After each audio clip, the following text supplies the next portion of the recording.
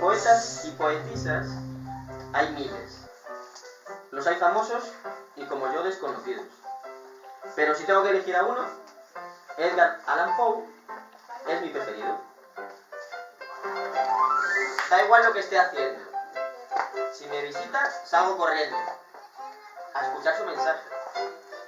Cuando llega es una alegría, pues sé que viene junto mía para confiarme sus frases.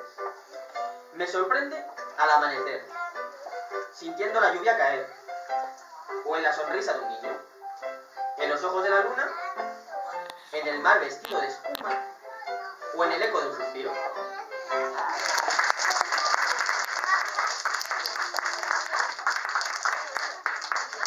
Bueno.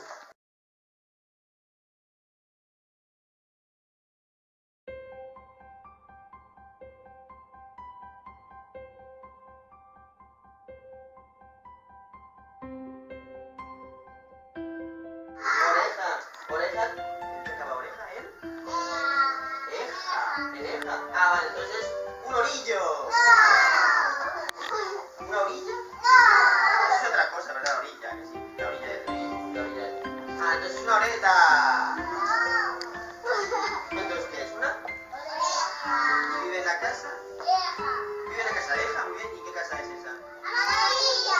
Amarilla. Sí, gallego con hielo, ¿verdad?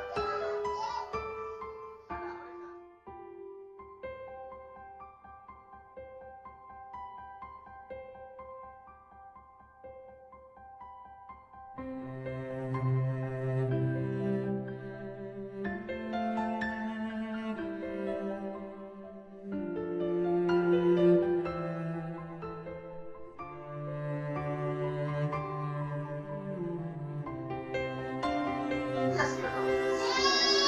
Bueno, vivía aquí, ¿verdad? Allá arriba. ¿Dónde vive la de ella, ¿verdad? Venga, para adentro, bombilla. Cuidado que mancha la bombilla. La mancho.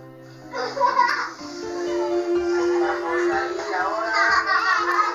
Oye, ¿esto qué es, chicos? ¿Qué es esto? Una camiseta que acaba en... ¿Es una camiseja? ¿Y qué acaba?